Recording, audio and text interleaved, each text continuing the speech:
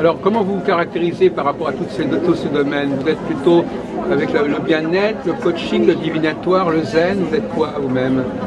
Quelle est votre culture majoritaire au niveau des techniques qui s'enseignent ici? C'est le bien-être, toujours apprendre quelque chose. Et comme disait quelqu'un, même si on connaît quelque chose, c'est toujours bon de la réentendre. Hein. Et puis d'apprendre à nouveau aussi. Il y a toujours des nouveautés qui se présentent à nous. Quelles sont les techniques que vous connaissez le mieux, vous, actuellement? Les techniques médicales, vous connaissez en médecine, vous connaissez en divination, en feng shui, Elle pratique le tai chi. Pas la médecine, non. Je pratique comme on dit, la médecine douce. C'est-à-dire, je pratique le tai chi. Et puis, oui, tous les jours. Oui, tous les jours. Non, en principe tous les jours. Ça manque aussi les jours aussi, mais bon, enfin. Devant le Sénat. Devant le Luxembourg. Tous les matins. Oui, dans le jardin du Luxembourg, oui, c'est ça. Oui. Au-dessus du bassin, juste au coin. Oui. Là. On vous trouve tous les jours là, à 7h, à 8h du matin. Non, là, lundi, mardi, jeudi, vendredi à 9h30. Vous avez des élèves aussi? Non, moi je suis élève. Oui. Je ne suis pas formée, enfin je suis allée avancer si vous voulez parce que je connais bien ça, on dirait, comment oui. les pratiques. Et mercredi, samedi et dimanche, on fait à 10h30 avec notre maître, notre grand maître, M. Chen. Voilà. Voilà, je dois parler de lui. Il faut lui rendre hommage. Et puis aussi, nous avons aussi deux maîtresses qui est comme les mains droites de notre maître, c'est Catherine et Elisabeth. Oui. Oui, voilà, ça, on fait les grands groupes, c'est-à-dire mercredi, samedi et dimanche. Et nous, on a les petits groupes seulement les autres jours. Et alors, Daniel, vous fréquentez aussi le milieu des tarologues, des astrologues, des numérologues? Ah oui, bah ça c'est depuis longtemps déjà. Tout ça, ça m'intéresse. Tout ça, c'est l'évolution personnelle. Ça fait partie du bien-être, à votre avis? Non, mais ça connaît toujours le plus sur soi-même. Comment mieux se connaître. Plus on avance dans la vie, plus on ne fait que commencer qu'à la comprendre. Et vous avez appris des choses dans ce domaine? On pratique aussi des massages de Roski. Ah oui, tout à fait. Aussi un peu. Oui. Il y a tellement de choses que je n'y pense pas. Et les massages aussi, bien entendu. Pourquoi il est marqué par Jodorowsky? J'ai appris à faire des massages avec Joël Sabatowski qui est là d'ailleurs. Voilà, c'est ça, voilà, c'est celui-là. Qui est là, qui m'a appris à masser, etc. Oui, tout à fait. Ah oui, c'est ça. Donc c'est quelqu'un d'important, ce Joël. Bien un jour, je le rencontre dans un salon. Il me dit, ça fait longtemps qu'on se connaît maintenant. Il me dit, tu devrais apprendre à masser. Je lui dis, écoute, manuellement, je lui dis, je sais pas ce que je peux faire. Il me dit, on essaye. Et puis je me suis aperçu que ça allait bien et puis que beaucoup de personnes me redemandaient de les masser. Je dis, bon, ben voilà, c'est... Oui. Compris à ton travail. Tout à fait. Très souvent servi. Tout à fait. Et alors, quelles sont les techniques pour connaître les gens que vous préférez, que vous trouvez plus fiables?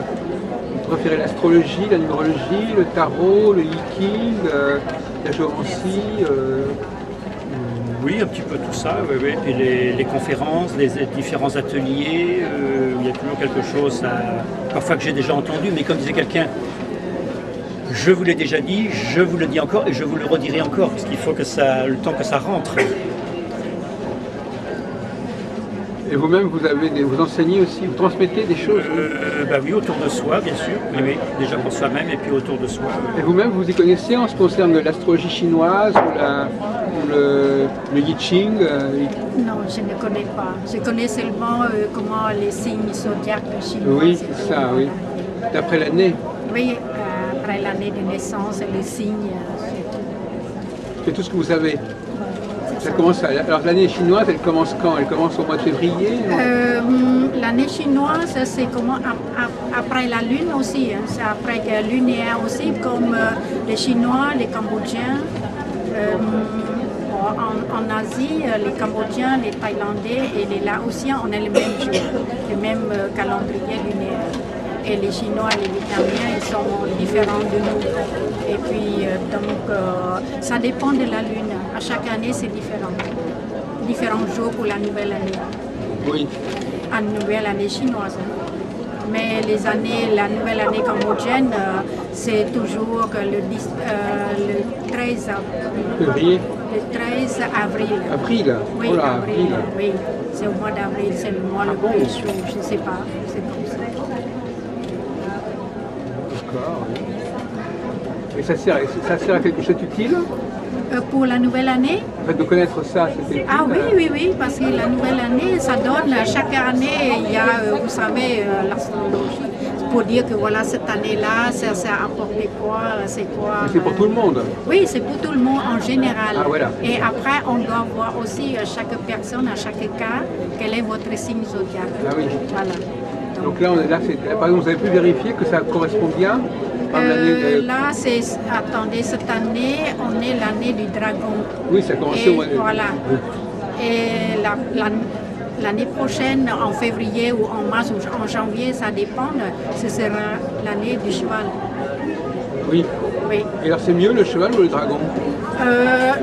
Chaque année, c'est différent, monsieur. C'est différent.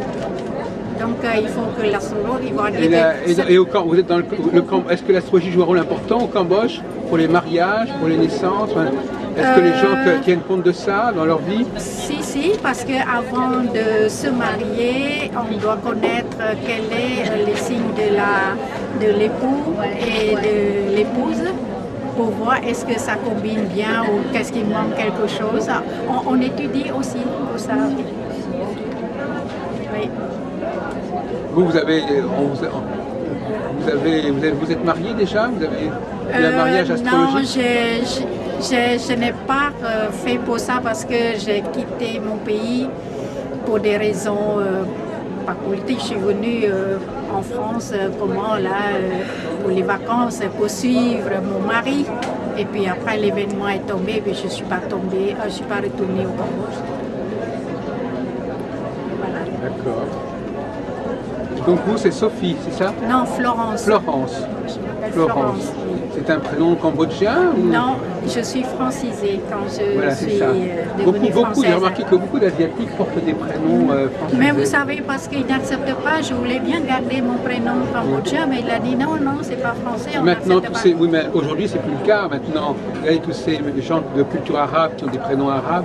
Ça, je ne sais pas, peut-être c'est la loi a changé, mais la loi a changé, à l'époque, il y a une liberté. Oui, mais il y a une liberté. Quand j'étais, comment le moment est venu, alors j'ai demandé, il a dit